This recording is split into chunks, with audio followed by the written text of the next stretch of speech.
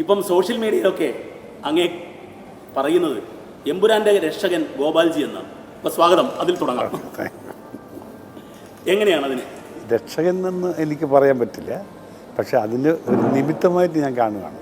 അത് ഇങ്ങനെയുള്ള ഒരു ഏറ്റവും നല്ല ഒരു മലയാള ചിത്രം, അത് ഇന്ത്യ മുഴുവനും വാഴ്ത്തുന്ന, അല്ല ഇന്ത്യയിലെ ഏറ്റവും പ്രധാനപ്പെട്ട സാങ്കേതിക വിദഗ്ധന ചെയ്ത ഒരാൾ, അതേസമയത്ത് നല്ല ആക്ടേഴ്സ്, ഇത്തിരി നല്ല പണം ചെലവഴിച്ച 180 crores ചെലവഴിച്ച ഒരു പടം ഇങ്ങനെ ഏതോ ചെറിയ കാരണം കൊണ്ട് നിന്നു പോകുക എന്നത് ഒരു മലയാള സിനിമയ്ക്ക് വല്ലാതെ അതിൻ്റെ പ്രശസ്തിക്ക് ആഘാതം വെക്കും.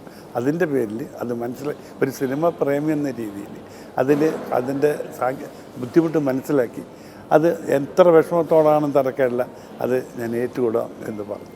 അങ്ങനെയാണ് ഞാൻ ഏറ്റെടുത്തത്. എന്നെ സംബന്ധിച്ചിടത്തോളം ഒരു നല്ല കലയെ സംരക്ഷിക്കുക എന്ന ഇതാണ്. മാത്രമല്ല ഇന്ത്യ ഇത്രയും വലിയൊരു പടം, അതായത് 180 crores ചെലവഴിച്ച് ഏറ്റവും നല്ല സാങ്കേതിക വിദ്യകൾ ഉപയോഗിച്ച് ഏറ്റവും നല്ല ആക്ടേഴ്സ് അഭിനയിച്ച് ഏറ്റവും നല്ല വിദഗ്ധന്മാരത് സംവിധാനം ചെയ്തിട്ടുള്ള ആ പടം ഒരു കാരണത്തിൽ നിന്ന് പോകാൻ പാടില്ല. കാരണം ഇത് മലയാള പടത്തിൻ്റെ അഭിമാനമാണ്. മുമ്പൊക്കെ ഈ വലിയ പടങ്ങളൊക്കെ വലിയ ഹിന്ദി പടം തെലുങ്ക് പടങ്ങളൊക്കെ ചെയ്യാറുള്ളൂ. പക്ഷേ മലയാള പടത്തിൽ ആദ്യത്തെ ഐമാക്സ് പടമാണിത്. ഐമാക്സ് പടം എന്ന് പറഞ്ഞാൽ കേരള ചരിത്രത്തിലെ മലയാളത്തിലെ ആദ്യത്തെ പടമാണ് ഈ ഐമാക്സ് പടം. ആ തരത്തിലുള്ളൊരു പടത്തിന് എന്തെങ്കിലും വിതരണം ചെയ്യാനുള്ള അല്ലെങ്കിൽ റിലീസ് ചെയ്യാൻ എന്തെങ്കിലും തടസ്സമുണ്ടെങ്കിൽ അത് പരമാവധി അതിനെ സഹായിക്കുക എന്നൊരു മനോഭാവത്തോടു കൂടിയാണ് ഞാൻ ചെയ്തിട്ടുള്ളത്. ഈ ഇപ്പോഴേ എമ്പുരാൻ്റെ രക്ഷകൻ എന്നുള്ള പ്രചരണമൊക്കെ നടക്കുന്ന സമയത്തും യഥാർത്ഥത്തിൽ ഇതൊരു പ്രതിസന്ധിയിൽപ്പെട്ട ഘട്ടത്തിൽ അവിടെ രക്ഷകനായി തന്നെയാണ് ലാലേട്ടൻ്റെ, മോഹൻലാലിൻ്റെ ചിത്രം, ആൻ്റണി പെരുമ്പാവൂർ നിർമ്മിച്ച ചിത്രം ഒരു പ്രതിസന്ധിയിൽ പെടുമ്പോൾ അവിടെ രക്ഷാകരമായാണ് ഗോകുലം ഗോപാലിന് എത്തിയത്. അതായത് എന്നെ 40 വർഷം മുമ്പേ, അതായത് മോഹൻലാൽ വളർന്നു വരുമ്പോൾ തന്നെ ഞാൻ പരിചയമുള്ള ഒരാളാണ്.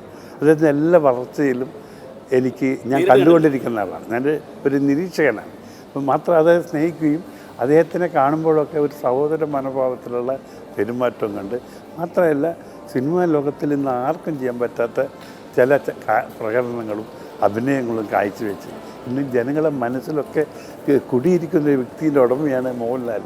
അദ്ദേഹത്തെ പോലത്തെ ഒരാൾ അങ്ങനെ ഒരു വിഷമം ഉണ്ടാകുമ്പോൾ നമ്മളെപ്പോലത്തെ ഇങ്ങനെ നമ്മളെയും ഭയവും ഭക്തിൻ്റെ കാര്യം എന്താണ്? കാരണം വേറെ ആരോടും ചോദിക്കാതെ ഞാൻ തന്നെ മുന്നോട്ട് നിന്ന് ആ കാര്യങ്ങൾ ചെയ്തു. ഈ എമ്പുരാൻ്റെ തുടക്കത്തിൽ ഗോകുലം മൂവീസ് കൂടി അതിൻ്റെ നിർമ്മാണ പങ്കാളി ആവണമെന്ന് ആവശ്യപ്പെട്ടിരുന്നു. പക്ഷേ എൻ്റെ ഇത്രയും പണം ആവും എന്ന് തോന്നിയതിൻ്റെ പേരിൽ ഞാനത് കുറച്ച് മാറി നിന്ന് തന്നെയാണ്. കാരണം എന്നെ സംബന്ധിച്ച് ഫിനാൻസ് കമ്പനി അത്രയും എമൗണ്ടും മാറ്റിയെടുക്കാൻ ഒരു ബുദ്ധിമുട്ടുണ്ടായിരുന്നു.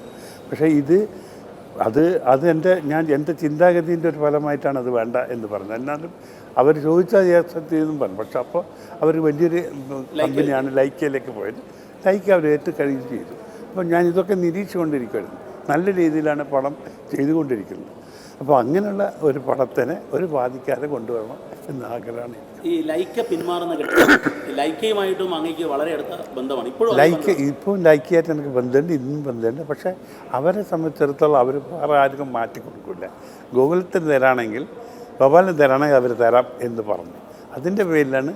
അപ്പോൾ അങ്ങനെ ഒരു ചിലപ്പോൾ എന്നെ സഹായിക്കാൻ പറ്റുന്ന, അല്ലെങ്കിൽ എന്നോട് സ്നേഹം കാണിക്കുന്ന ഒരു കമ്പനി അങ്ങനെ ഉണ്ടെങ്കിൽ പിന്നെ ഞാനത് ഏറ്റെടുക്കണമെന്ന് അത്യാവശ്യം ധാർമ്മിക ഒരു ഉത്തരവാദിത്തമാണല്ലോ എൻ്റെ. അതിൻ്റെ പേരിലാണ്.